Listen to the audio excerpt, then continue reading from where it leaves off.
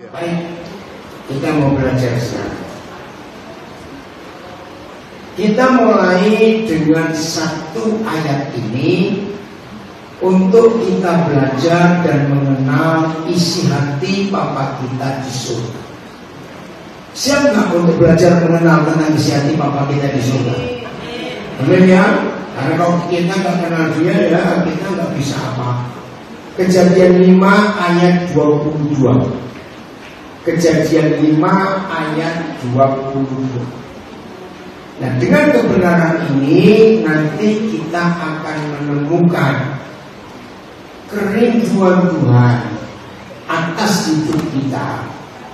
Itu jauh lebih Tuhan suka ketika kita sedang menyendiri dengan Dia. Artinya Tuhan Bapa kita di surga tidak pernah menilai kita waktu kita sedang ke gereja, sedang pelayanan, sedang doa puasa rame-rame. Bukan. Loh, kenapa begitu? Saya tanya kepada saudara, orang yang kelihatan rajin ke gereja, ikut pelayanan ini, ikut pelayanan itu, saya cuma tanya ya, jangan tersinggung. Bisa nggak dia nggak serius, pura-pura saja? Nah, hanya untuk dilihat orang.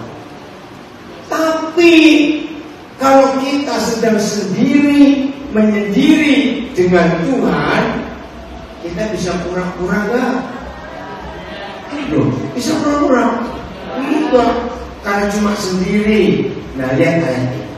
Ayo kita baca sama-sama. 1, 2, 3. Dan Henokh hidup bergaul dengan Tuhan. Ayat 24. Ayat 24.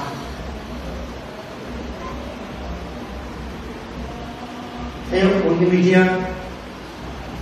Dan Henokh ngapain? Hidup bergaul dengan Tuhan. Kejadian 6 ayat 9.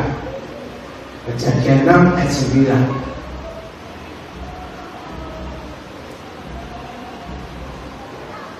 Inilah riwayatmu. Nuh adalah seorang yang bagaimana? Benar dan tidak bercela di antara orang-orang sejamannya.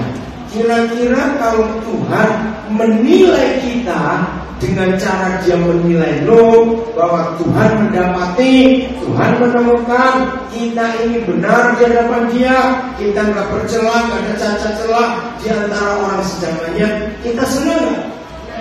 Senang sekali. Kenapa? Nah, baca kalimat terakhir dengan tegas. 1, 2, 3. Dan Nuh itu hidup bergaul dengan Tuhan. Oke, saya tanya, kalau kita mendengar, dia itu pergaulannya seperti itu loh, itu artinya apa? Saya nggak pernah bergaul. Dia itu pergaulannya seperti itu loh, itu artinya apa? Apa? Setia. Setia. Jangan kawan yang biasa saja. Ayo. Jadi, saudara punya teman sahabat karib sehingga disebut bergaul, punya tidak? Oh, aneh loh. Kalau sampai ada orang yang selama hidup gak pernah punya teman bergaul, wih, jangan-jangan dia ngomong seperti itu menangkap. Oke? Nah, apa kata lain bergaul? Cepetan. Akrab, apalagi?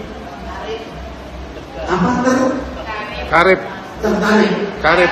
Oh, karib. Yo, apalagi? Oh. Mengerti luar. Apa? Besti. Apa? Konjongplek. Wah iya. Ini siapa bergaul dengan siapa pasti ketularan. Betul ya? Pasti. Nah, kalau cuma teman itu pasti gak tular. Kalau bergaul itu pasti ketularan. Nah, Kalau Tuhan menyebutkan Henokh, Nuh, itu bergaul dengan Tuhan. Jadi siapa yang ketularan siapa? Ayo jawab. Siapa ketularan siapa? Artinya Henokh dan Nuh bagaimana? Kalau ketularan Tuhan? Baik, apalagi apa itu? Akrab. Nah, ketularan ini loh, ini penting. Baik, benar. Saya kok gitu loh, saudara tuanya. Ya. Apa? Ya. Taat, apalagi? Iya. Ya. Saya gampang-gampang sini aja. Tuhan begitu atau enggak? Enggak apa? Susahnya. Apa? Mengerti. Bukan cuma mengerti. Rendah hati, ketularan, yang umum. Nah itu, nggak sombong. Ya, apalagi nggak pelit, nggak sombong. Suka mengampuni enggak? Tuhan suka mengampuni enggak? Nah, saudara. Nah, ini loh hal-hal ini, ya. Awas sampai ada yang jawab, oh pasti kalau aku diajak bergaul dengan Tuhan, Tuhan ketularan aku. Wah, enakmu. Nanti saya beri contoh. Siapa pernah punya pengalaman? Saya sering punya pengalaman ini karena saya punya cucu banyak. Ya, kali dia. Oh, dia ada apa-apa. Kali, kira kamu di mana kok? Ini cucu saya. Ya wis, main. Terus HP terus dia ada HP terus. Senang kapan berapa? Oh, turun mau. Ya. Ini konsep yang kita harus. Seorang anak kita didik dari lahir sampai bisa jalan, sampai bisa ngomong, untuk hidup penuh aturan, penuh etika. Kalau melihat orang tua bisa hormat, sayang kakak adik semuanya. Begitu seminggu pertama masuk TK, anak ini berpulaan yang jawab sendiri. Apa? Enggak. Kan tularan teman-temannya. Bayangkan dari lahir sampai umur segitu, ya kira-kira 5 tahunan. Habis seminggu baru masuk sekolah. Omongannya berubah, kata-kata berubah, sikap semua. Ini loh akibat pergaulan cepat. Nah, dengan fakta ini saya tanya Pak. Nah, kita ini bergaul dengan Tuhan di Rasul. Ayo, kita ini bergaul dengan Tuhan itu berapa lama? Iya, sejak kita percaya Dia mengambil keputusan. Nah, segitu lamanya, jujur jawab, kira-kira karakter Tuhan yang mana yang nempel di hidup kita? Kalau sudah sekian tahun bergaul dengan Tuhan ini, kamu belas itu, ya ampun, dan kamu itu ngapain? Boleh saya tanya itu? Nah, suatu kali saya pernah minat di satu keluarga dan punya 2 pembantu yang sudah tua, setia. Bahkan pembantu bilang, oh saya ini ikut maunya itu sejak belum punya anak, sekarang sudah punya cucu. Wih, segitu lamanya ini keluarga Kristen. Terus saya tanya, Bri, ya kenapa kok Bibi ini gak tertarik untuk tanya siapa duanya nyonya segala? Udah apa? Loh, kenapa? Habis sebenarnya nyonya itu kalau sembahyang yang cepat, kalau nyanyi juga kencang, ngamuk juga kencang. Bayangkan segitu lama ikut keluarga Kristen. Tuhan Yesus pernah berkata, kita ini apanya dunia dan apanya dunia. Garam dunia dan garam dunia. Oke, saya waktu masih SD pernah ada pelajaran asin telur bebek, dan betul itu berhasil. Nah, sebutir telur bebek itu cukup pakai garam 1 sendok makan, dicuci bersih ya supaya nggak ada bakteri yang menempel. Nah, tapi pelan-pelan nyuci uduk bekas pecah gitu. Kalau dicuci, nah pakai air panas, garamnya larut, dingin, masukkan supaya kuningnya bagus, rasa enak berminyak, kasih sendawa, percaya ya. Nah, kalau saudara ingin asinnya sedang-sedang, 7 hari itu cukup. Tapi kalau ingin asin betul, ya maksimal 10 hari.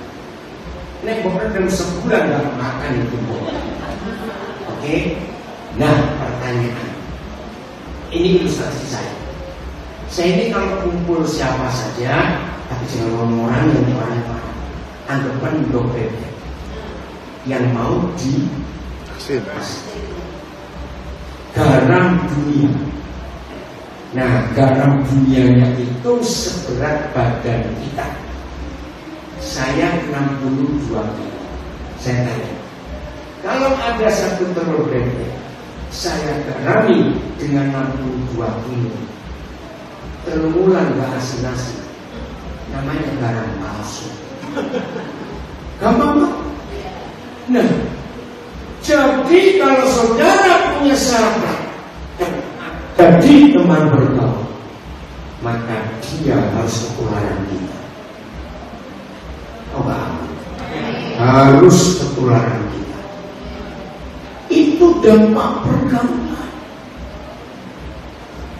Oke, bergaul itu bisa pakai jam nggak? Pakai waktu? Ayo bisa waktu. Nah, orang beragama tidak mungkin bisa bergaul dengan Tuhan. Kenapa? Karena orang beragama kalau mau sembahyang ada jamnya. Betul? Nggak bisa sewaktu-waktu. Ya mau saya tanya saudara, apa namanya? Ini kayak mau makan kacang hijau. Malu. Ini cara saya ngajar, saya selalu ngajar interaksi. Oke? Karena orang beragama itu kalau sembahyang ada jamnya. Bahkan bukan cuma jamnya, menitnya juga dihitung. Bahkan hampir semua agama nggak cuma menitnya, detiknya pun dihitung. Ya begitu. Harus tunggu, nggak boleh kecepatan. Tuhan belum muncul, terlambat detik Tuhan sudah pergi. Waduh, repot sekali. Jadi orang beragama tidak mungkin bisa bergaul dengan Tuhan. Jadi apa? Untuk punya pakaian. Saya ulangi, orang beragama tidak mungkin bisa bergaul dengan Tuhan. Betul atau salah? Karena bergaul itu mau ketemu jam berapa, kapan saja nggak apa-apa. Apa bedanya teman bergaul dan tamu?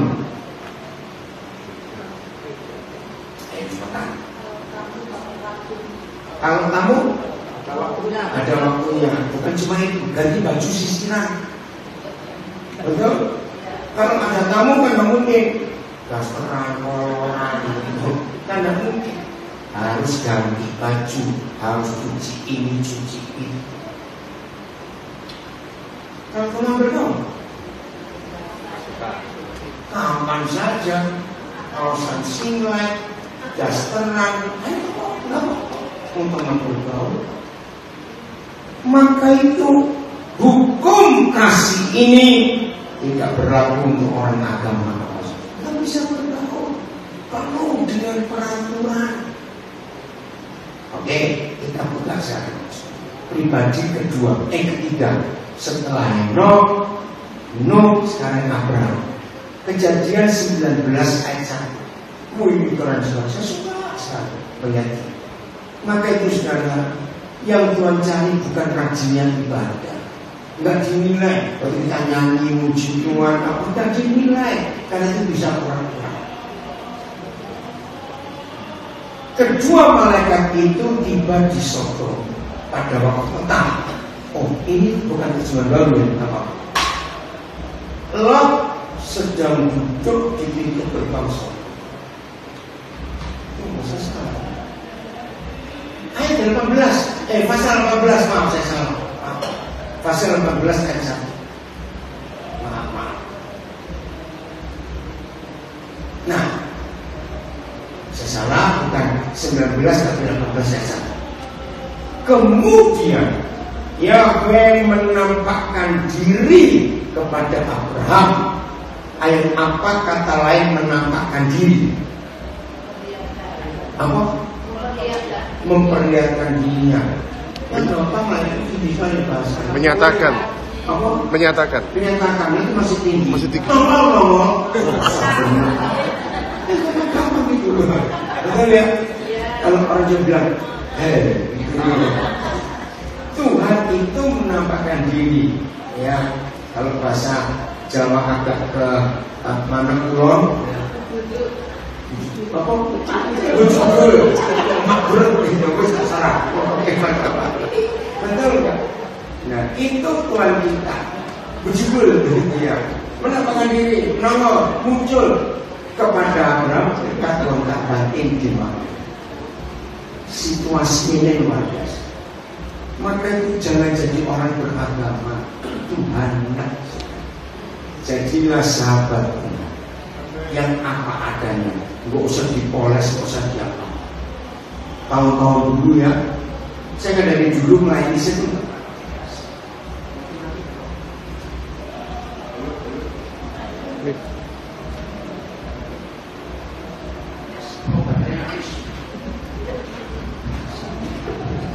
Tes. Nah dari dulu saya tuh nggak pernah pakai dasi. Maaf lupa balas sama Allah, bapak sama Musa. Nah zaman itu saudara, pejabatnya Ustaz masih kuno dan kuno. Begitu saya diundang dan datang, gembalanya bilang nggak bisa pakai batik, harus pakai dasi. Dia lucu toh, pakai di dasi. Dia paksa saudara. Dia bilang agak lucu. Serius. Ada beberapa gereja akhirnya tidak boleh saya korban. Ya apa-apa. Saya duduk aja jadi Jumat untuk dengan korban. Sampai segitu. Saya tuh sampai mikir, apa dasi itu punya pengakuan untuk dipakai karena tidak jawab. Dan apalagi kepada rekan-rekan saya di desa. Saya larang pakai dasi kalau di desa. Kenapa? Buat orang desa, dasi itu lambang penjajah. Aku tak isi yang mungkin. Karena buat orang desa zaman itu loh, begitu pakai dasi londo. Betul itu pengakuan 70-an yang utang. Jadi daripada gara-gara dasi jadi penghalang, tidak usah pakai. Berapa kali saya pakai di desa tahun 70-an itu pakai sarung, pakai kain tidak apa-apa. Dan orang desa lebih menerima. Begitu. Kenapa? Saya ada apa ini? Sungguh. Ya kalau ada pengaruh seperti itu loh. Jadi ini cara saya. Tidak ada formalitas juga. Ya, yang santai saja. Sebenarnya kalau begitu, ya wis oke lanjut ya. Lihat situasinya Abraham dan Joko. Ayo lanjut. Sedang baca Abraham duduk di pintu kemahnya waktu hari panas terik. Ayo kita bongkar. Saya nak benar saya ngomongin. Tak benar dengan sampai selesai. Ya apa duduk loh. Saya nggak mau ada orang dengan firman terganggu. Ya. Abraham sedang santai atau sedang berdoa? Ayo, Abraham sedang menyembah Tuhan, genjreng-genjreng angkat tangan. Apa yang dibuat oleh opa ini pada hari panas terik duduk di pintu kemah? Leye. Zaman itu ada listrik. Jadi ada kipas angin. Ada AC. Ya kok ngomong masih ngomong listrik. Kepanasan cari angin. Layar-layar itu kata bagus. Nah ini saya kembali ke sekolah dulu. Untung loh saudara yang pernah jadi guru sekolah itu untuk bisa diperkaya dengan kebenaran. Saya 13 tahun lebih jadi guru sekolah ini. Nah, waktu saya ngajar dengan Abraham, saya tuh tanya semua anak-anak di kelas berapa saja. Anak-anak kan dulu gak ada fotonya Abraham, jadi nggak tahu. Saya tanya, menurut kalian, Opa Abraham itu gemuk atau kurus? Saudara jawabannya semua jawab gemuk. Saya nggak ngerti gitu. Anak-anak, ya saya lebih percaya anak-anak daripada orang dewasa. Karena orang dewasa ada politik. Betul, anak-anak gak ada. Bayangkan orang gemuk, kepanasan, layar-layar duduk di pintu kamar. Pakai baju nggak? Pakai baju nggak? Cepetan jawab. Belajar, betul. Serius. Yang Maha Kudus, begitu. Yang Maha Kudus hadir, nggak pakai protokol. Lu kagum nggak cerita? Ya. Wow, betul sebegitu. Yang seperti Abraham modelnya gemuk, duduk di pintu kamar. Coba baru sebentar, kira-kira gaya duduknya itu kayak apa? Ya betul nggak? Puluh. Pasti nggak pakai kaos, ya pasti itu. Saudara yang Maha Kudus. Ini sahabat. Ya. Jauh dari sahabat. Maka itu hanya Alkitab, satu-satunya kitab suci dari semua agama di dunia yang tidak ada peraturan doa ibadah tidak ada. Sekarang karena kita ini anaknya dan kita ketemu Papa, harusnya begitu. Tambah Mazmur pasal 100. Ya di layar nggak ada judulnya, saudara lihat Alkitab. Cuma kalau judulnya apa? Ini penting. Mazmur 100 mulai ayat 1. Apa judulnya? Lalu, contohnya itu judulnya di Alkitabmu. Di sini nggak ada judulnya tanya. Nah, apa? Pujilah Tuhan dalam baiknya. Nah, ini satu-satunya pasal di seluruh Alkitab tentang liturgi ibadah. Liturgi itu dari bahasa Yunani, artinya peraturan ibadah. Nah, masing-masing gereja liturgi ibadahnya beda atau sama? Beda. Semuanya macam-macam peraturannya. Jelimet, saudara. Saudara. Pokoknya. Dan ibadah model itu membosankan atau tidak? Sangat bosan. Maka itu anak-anak, remaja, pemuda nggak mau ke gereja. Bosan. Pasti ngomong balik ini pasti dibalik terus sama. Dan ini ibadah. Ayo kita baca. Beribadah 1, 2, 3. Beribadahlah kepada Yahweh Tuhan. Banyak nggak gereja ibadah kayak gitu? Sunyi senyap, hormati Tuhan. Datanglah ke hadapannya dengan agama berkata ini kurang aja. Masuk ketemu Tuhan begitu. Kurang aja nggak? Tidak ketemu papanya. Ayat 2.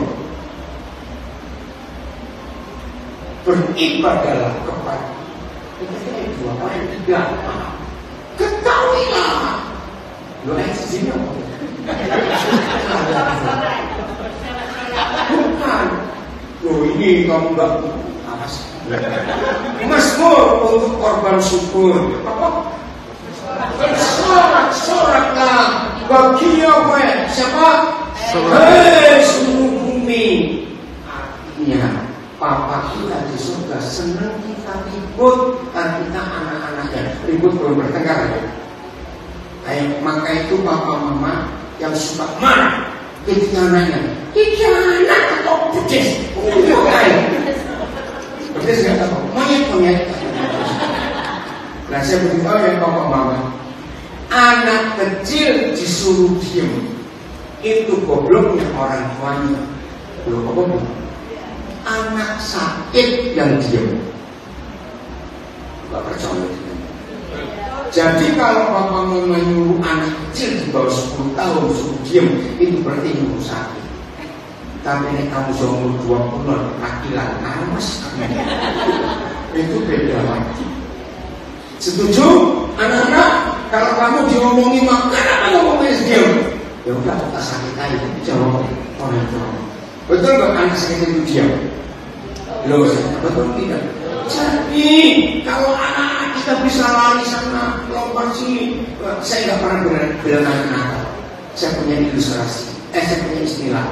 Anak yang sudah ngomong, kamu sedang bereksperimen. Kok nggak percaya? Kalau kata eksperimen, apa? Mencoba hal baru. Mencoba hal-hal baru. Biarin.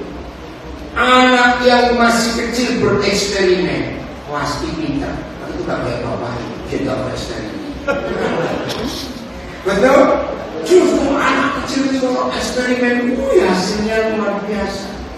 Maka itu bapak-bapak yang suka otak-atik barang ini barang itu, belikan anak lakimu yang radio rusak, tape rusak, mesin motor rusak, siapkan alat bengkel besar, mau ditutup, mau dipobek, ya. Karena itu mama-mama yang punya anak perempuan, mama suka jahit, mama suka masak. Sediakan gunting-gunting agak kumpul, siapkan kain-kain bekas, kain pecah, suruh gunting. Mau ikut jahit silakan. Kok ada yang ngamen?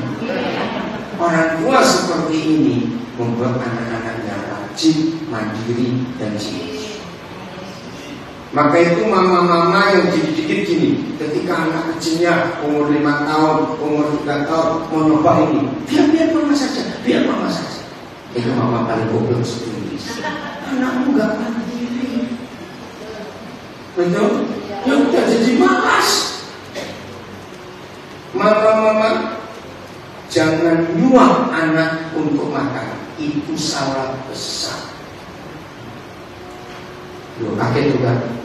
Serius. Anak kecil makan di gula itu merusak mental dan karakter. Justru ketika anak kecil yang belum setahun mulai nyoba makan sendiri, jangan dibekal, izinkan dia. Dia berantakan kotor semua. Nah itu mama goblok. Justru waktu mereka berantakan kotor itu eksperimen. Nah, yang baru dengar berita ini saya pagi ini cepat gunakan lagi.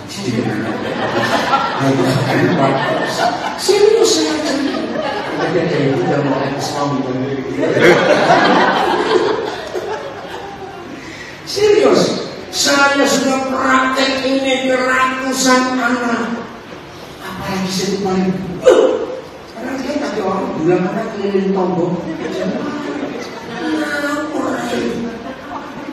Oh ada yang begini, aku sakit. Itu salah. Serius, anak kecil itu kalau minta makan sendiri, bangga lah. Pergi jadi mani. Betul ya? Aja seperti itu. Nah, kenapa ada anak kecil tidak suka makan? Pada ketemu, belum kesekian enaknya ini salah neneknya, salah mamanya, salah budi.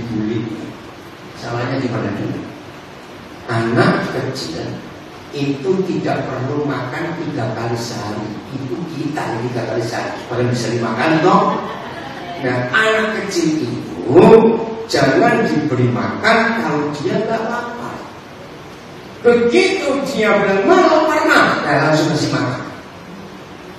Anak yang dipaksa makan 3 kali sehari itu penyiksaan dan penderitaan. Begitu lihat piring dan sendok mati. Itu kalau dia ngomong disiksa. Nah karena dia tiap kali lihat piring, lihat makanan itu penyiksaan, maka dia nggak punya nafsu makan. Kasihan. Begitu dikuat lagi sampai jam-jaman ini. Karena dia belum lapar, belum. Rupanya atas menyesakan. Serius itu penelitian saya. Ya kok kamu juga dong? Kok banyak goblok? Begitu hidup dengan firman, saya ini kok bisa seperti ini? Mana bergaul dengan Bapa di surga? Ayo menikmati kehadirannya. Seru loh kok kita lihat Mazmur 100 itu boleh lompat-lompat, boleh teriak, boleh sorak-sorai. Justru Bapa senang karena kita sehat. Banyak gereja isinya orang sakit kan? Berdiri, duduk, terusnya kayak robot. Salah. Lanjut Mazmur 100 ayat yang mana? Saya bisa baca lagi ya. Yesus Allah. Ketahuilah bahwa Yahweh Tuhan, Yahweh itulah Tuhan. Ini ketahuilah. Dialah yang apa kata yang menjadikan? Yahweh kata yang menjadikan itu yang buat. Betul? Dialah yang buat kita. Dan kita kepunyaan siapa? Kepunyaan Dia. Pelan-pelan saya mau ngomong. Saudara kalau bisa buat kue yang apapun jenisnya, terus hasil kue saudara yang dikukus, yang di oven, yang digoreng, pisang goreng, apa saja, wajib, lemper atau apa saja. Terus orang bisa nikmati.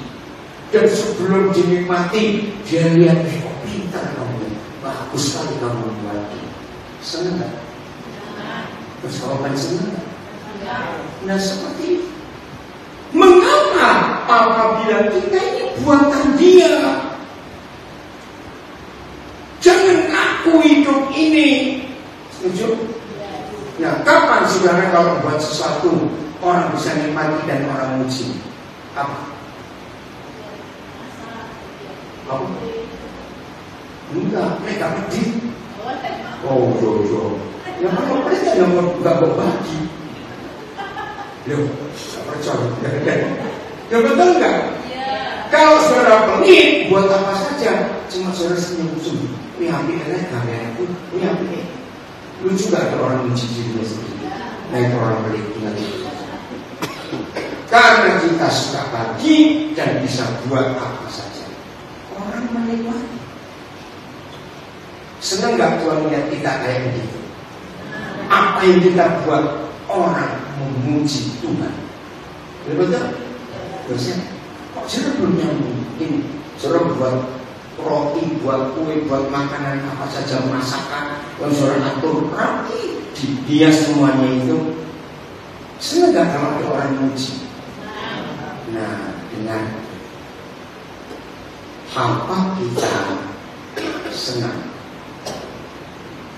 dipuji, bukan kita yang memuji.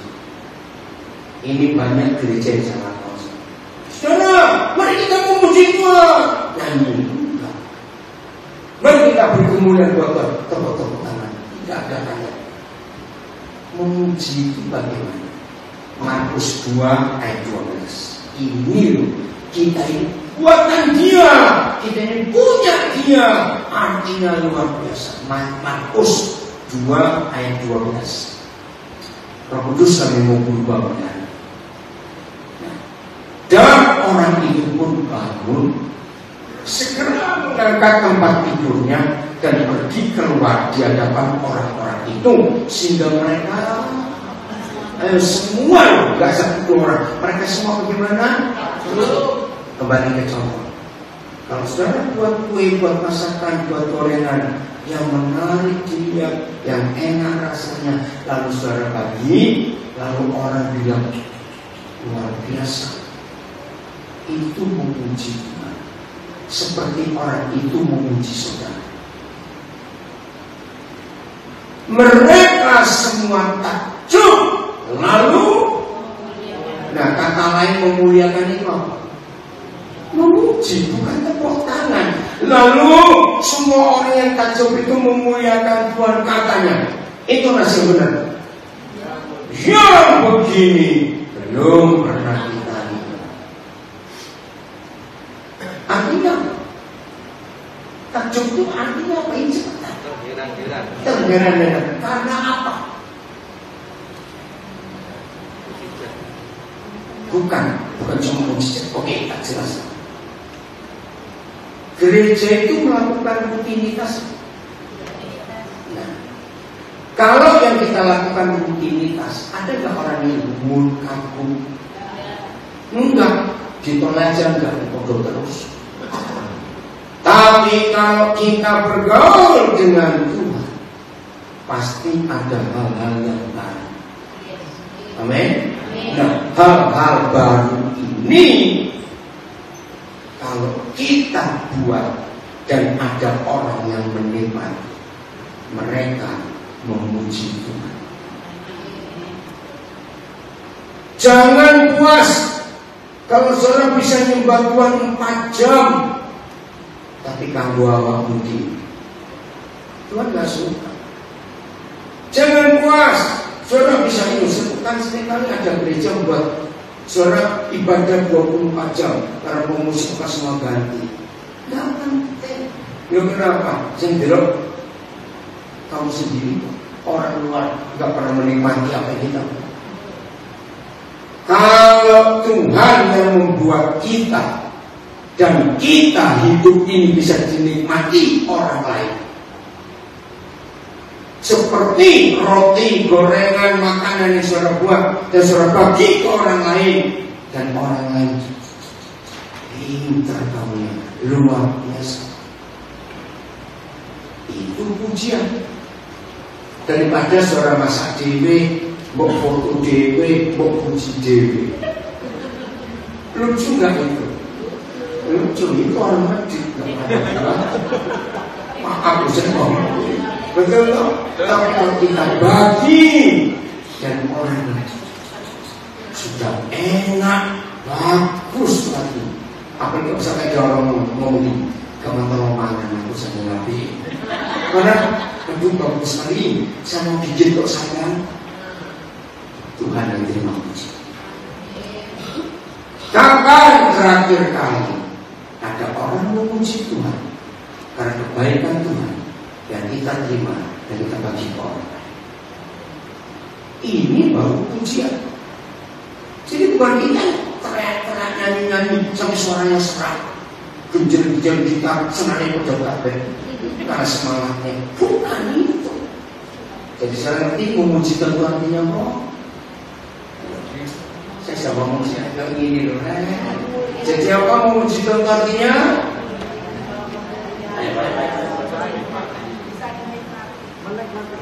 Orang lain menikmati buatan Tuhan. Kita buatan siapa? Yowes. Buatan Tuhan Tuhan suka bagi? Belum akan jawab. Tuhan suka membagi? Pasti. Nah, ketika dia buat kita dan hasil yang bagus, dia bagi ke orang. Wih, kok luar biasa kamu. Tuhan benar. Ini baru yang benar. Ayo saudara kita memuji Tuhan. Mari kita beri tepuk tangan buat Tuhan. Kemuliaan. Aduh, enggak.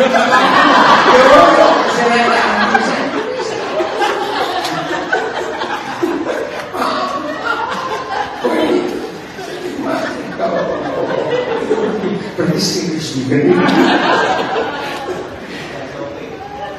Oh, ada SOP ya, ada SOP yang satu. Oke, nggak apa-apa, nggak usah. Ini loh yang Tuhan cari, kita memuji Dia seperti ini. Luar biasa. Setuju? Mau berubah melayani ini? Ya, kali ini buatan Dia. Biar apa saja yang kita buat karena Tuhan, orang lain akan memuji Dia. Amsal 3 ayat 27-28. Ini yang Tuhan cari di antara kita. Amsal 3 27-28. Judulnya apa? Ayo angkat saja. Judulnya anjuran untuk berbuat baik. Artinya bagikan kasih. Karena kita buatan Tuhan. Janganlah menahan kebaikan daripada ini terjemahannya enggak enak. Ya betul begini. Janganlah menahan kebaikan untuk orang-orang yang kecuali untuk orang-orang yang berhak menerimanya. Ini kebaikan siapa? Tuhan yang diberi ke kita. Nah, ketika kita terima kebaikan Tuhan, jangan pelit. Ayo, jangan tahan cepetan. Ayo, lagi. Lihat kalimat terakhir. Padahal ojo umpahku itu orang. Kalau enggak nyuruh orang lain. Padahal aku sanggup mampu melakukannya. Mampu melakukan apa? Berbagi kebaikan Tuhan yang baik untuk orang lain. Ada loh orang suka memberi. Saya pertama kali kagum. Pas itu Natalan, saya ke rumahnya, kok suka bagi. Ya ampun, saya kaget. Ternyata orang yang suka bagi belum tentu baik. Orang pelit itu pasti suka bagi, tapi yang dibagi itu dekat-dekat kadang luasa. Karena orang yang sudah mau expired. Nah waktu saya di rumahnya, saya tuh lihat, wih, ini parsel Natal kok banyak sudah lama ini. Banyak sekali. Iya enggak itu orang-orang kok suka beri. Yang saya kaget, loh, kok segini banyak? Kan saya curiga. Ini ada yang Natal 4 tahun yang lalu. Ini Natal bagaimana? Sebelum kurang aja. Betul nggak? Kenapa sampai kamu tumpuk? Jika kalau ada tamu kamu baru pamer, wih luar biasa. Nah ini orang bayar atau enggak? Enggak, materi wong itu. Sudah keluar semua dibagi. Mungkin itu enggak dibagi. Terus saya dengar, tolong Bik, Pak, cari yang mau expire, cepet kasih. Awas saya. Tapi saya marah bilang, maaf. Hukum Tuhan, kalau mau beri kepada orang yang nggak bisa beli. Enggak aneh jelek. Kalau saudara memberi orang yang mampu beli, berarti kau punya udang di balik ramai. Ngerti maksudnya? Apa? Motivasi salah, nyogok minuman. Jangan. Untuk apa memberi pada orang yang bisa beli? Ketimpangan. Berarti cuma jadi pajangan itu loh. Semar pada orang seperti itu. Jangan. Maka itu ayat ini luar biasa. Beri kebaikan yang kita terima gratis dari surga. Amin. Jangan dijual barang gratis, beri gratis. Karena kita, loh, contoh susu mulai belum. Baca kalimat terakhir ayat 27. Karena, loh, saya mampu melakukannya.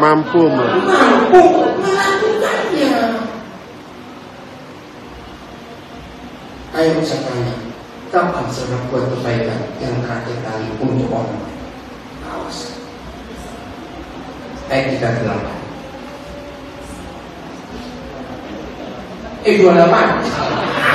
Maaf. Bukan ada suara ini. Janganlah janganlah takut pada bersama. Ya, kalau kita ngomong kalimat ini pada seseorang, itu nyenderang atau halus? Coba jawab, nyenderang atau halus? Halus. Kembali kok nyenderang. Pergilah, kembalilah, besok akan diberi. Nah ini halus dong, karena nolak orang. Saya pakai istilah. Kalau yang ngomong ini orang Jawa, besok kali. Ngerti? Biasanya orang Jawa itu apa? Ben. Besok. Betul dia. Orang ini mati. Bukan balik besok. Betul? Kenapa nggak boleh berkata seperti itu? Lihat kalimat terakhir. 1, 2, 3. Sedangkan yang dia minta ada pada saya. kepada kita. Maaf ya, pendeta pelit yang berbeda dulu tak jamin sampai dia mati gak akan korban 2 ayat. Setuju? Mana takut? Tuh kok bunyi kayak anak ini. Tadi di mobil di Bapak Kembala, saya punya mimpi yang belum tercapai. Saya bingung. Saya menggunakan tiaswa. Itu luar biasa. Maaf. Kota Jombang ini kota santri. Pondok pesantrennya ratus. Itu ada gereja yang ngurus anak-anak. Ayo, mulai sekarang. Setuju? Kalau yang mereka minta kita punya, jangan minta orang lain untuk mereka. Inilah arti balik Mazmur 100 tadi. Ini buatan dia. Ini loh artinya itu Mazmur 100 itu tadi 3. 3, bukan 1 juga kan dia itu 3. Saya buatan dia. Tidak. 3. Baca lagi Mazmur 100.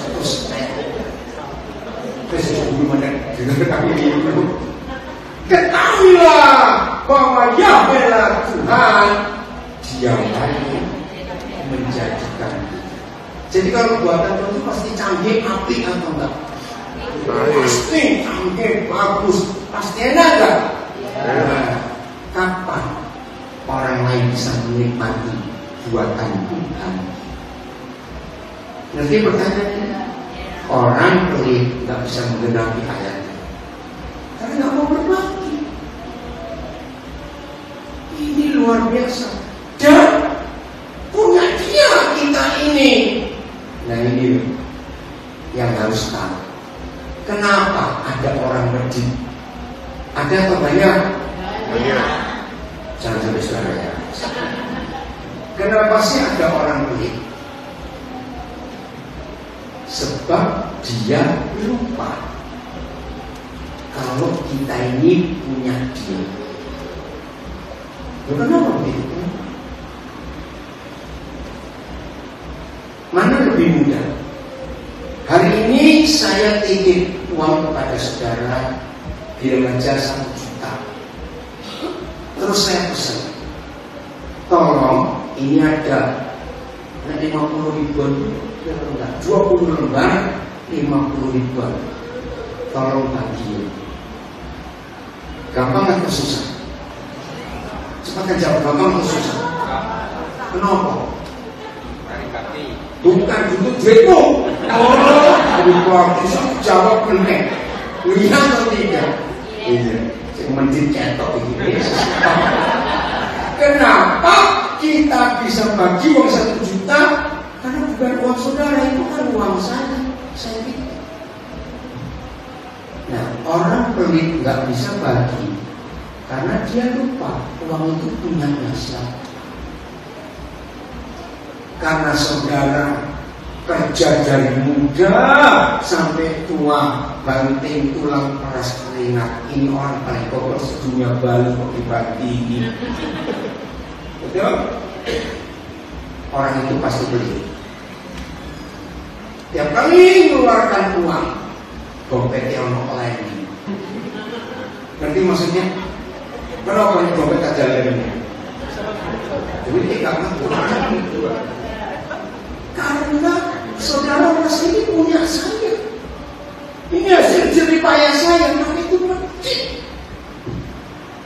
Ada 3 ayat di perjanjian lama. Orang pelit tidak berzina, tidak berdosa, tapi masuk neraka. Iya, tidak. Jadi kalimat dan kita ini punya siapa? Punya Tuhan. Betul? Sekaya-kayanya orang kaya punya pabrik tekstil, apakah ketika anaknya lahir langsung katoan? Jawaban, wih kalau ada bayi lahir langsung pakai celana dokteris. Betul? Apa saudara punya kenalan toko emas, sukses, kaya, sampai punya 8 toko di Jombang, misalnya. Percaya kalau anaknya lahir langsung pakai gelang? Jawaban cepat. Artinya apa kalau kita lahir telanjang? Tidak punya apa-apa. Miskin. Jadi dari sejak lahir kita tuh gak punya apa-apa. Pak Yoko Gawai pernah bilang, gigi aja pinjam, lahir ompong mati ompong. Usaha tua, betul tidak? Jangan sampai lahir giginya penuh, bulu bidanya. Ya ompong kira-kira. Semua itu pinjam, ini punya dia. Betul?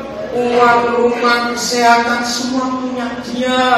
Jadi arti ayat ini punya dia kita ini. Artinya bagian kalau duwe kok. Apalagi kalau ingat Yesus berkata ini bendahara. Masih ingat? Ayo, apa yang terjadi dengan saudara? Misalnya Pak Gembala, saudara pengusaha punya bendahara.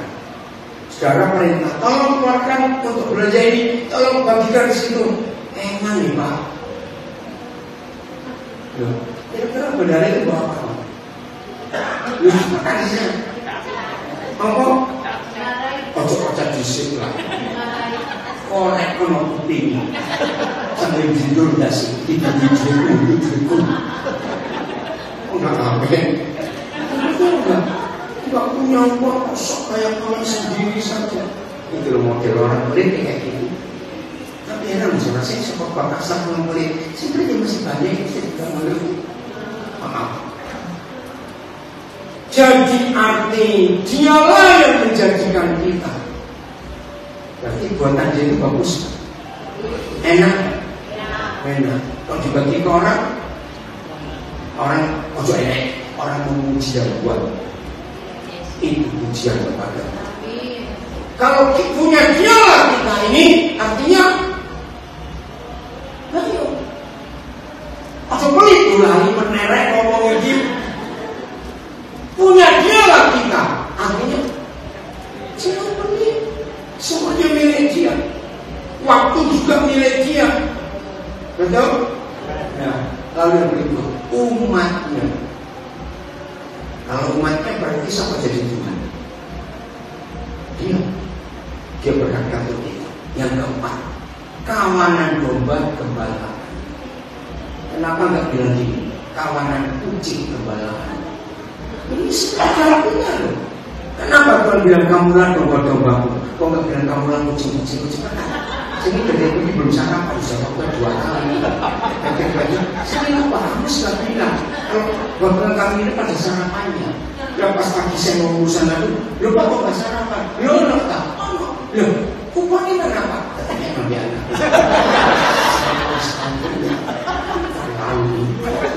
Saya belum sarapan apa-apa dari mati. Oke, lanjutin ya. Kenapa kalau nggak bilang kamulah kucing-kucing? Ayo coba menjawab. Kayak ada sepeda dari Jokowi. Ayo, kenapa? Apa bedanya kucing dan domba? Karena kucing dan gembala kan. Betul, tapi dari itu kalimatnya kucing nggak perlu gembala. Isinya sudah. Mana lebih goblok, kucing atau domba? Domba bu, kucing itu pinter. Ayo, siapa pernah jeger dengan kucing tetangga? Dari Jombang kota, bukan ke Terong. Saya sudah belum nyampe rumah desa dulu. Betul nggak? Maka itu kucing itu nggak perlu gembala. Coba kembali. Keluarkan dari kandangnya 20 meter saja. Terus pola-pola. Betul? Kamu bek atau kucing? Kita ini bek atau kucing? Kucing, lu aku mana? Ya wes kucing nggak perlu Tuhan. Harus mungkin dengan kucing. Recording in progress. Loh, hilang. Dan lagi sudah nyambung. Kita ini dombanya, kawanan domba kebal-kebalannya. Artinya apa? Nurut. Betul? Nurut. Ayat terakhir Yesaya 53 ayat 6. Kenapa? Apa itu dosa? Ternyata ini definisi dosa. Berzina itu bukan dosa. Membunuh itu bukan dosa. Itu buahnya. Dosanya itu bukan itu. Ini loh yang kita nggak tahu. Kita ngapain? Baca sebentar. Kita sekalian sesat seperti kucing. Bukan, kucing nggak pernah sesat. Kucing nggak pernah tersesat. Domba yang sering tersesat. Saya ulang, kita sekalian tersesat seperti domba. Karena baca, masing-masing kita mengambil jalan sendiri. Ini dosa. Sudah menikah, tidak puas dengan pasangan, mengambil jalan sendiri. Tidak mau kerja, pengen punya duit, jadi mati. Bisa nggak terjadi? Jadi hari ini kita tahu dosa. Jangan sebut perbuatan, cari akar. Kalau saudara dan saya hari ini cabut akar ini, apa akarnya? Ojo dablekar budi. Betul? Itu akar dosa. Maunya sendiri, sudah sadar bodoh kalau nggak mau diatur. Akhirnya kita kesasar. Maka itu kalau saya ketemu orang berbuat dosa, jangan sibuk dengan narkobanya, dengan judinya, perzinanya, jangan cari akarnya. Sejak kapan kamu kenal barang ini? Kenapa kamu buat itu? Nah, akarnya itu pasti dari rumah. Tadi pagi saya diskusi dengan beberapa pendidik. Hari-hari ini Indonesia lagi berduka berat. Apa? Nggak tahu kok bisa berunding. Sekolah yang adalah rumah kedua buat murid ternyata jadi tempat yang gak aman. Betul? Ada anak SD bunuh diri rumah. Ada anak-anak dibully, ditunjuk, dipukul temannya. Banyak kisah. Ada sekolah di mana dia keracunan makanan apa biji. Cerita itu nggak? Istri saya tanya kemarin, apa? Iya makanan apa? Sampai satu mati. Banyak berita yang nggak baik. Nah tadi pagi dalam diskusi ada satu orang muncul. Jangan nyalakan sekolah. Anak-anak bisa begitu gara-gara keluarga. Langsung saya jawab betul. Anak-anak yang gak merasa aman di rumah karena bapak ibunya rajin bertengkar. Ada nggak? Nah itu merusak anak-anak. Sedih melihat kasus ini. Lain, ada yang mati juga. Coba bayangkan di sekolah. Mau berubah melayani. Jadi kalau menemukan orang berdosa melayani, jangan sebut dengan narkobanya, perzinanya. Itu kecil. Cari akar. Kenapa kamu jadi begini? Termasuk kelainan seks, semuanya ada penyebabnya. Gereja punya tanggung jawab untuk mereka. Saya berubah. Sungguh? Yakin? Pulang balik? Dan kehilangan Tuhan? Amin. Pulang gak ngambungan? Amin. Pulang gak punya musuh? Amin. Yes. Tuhan memberkati kita semuanya. Dengan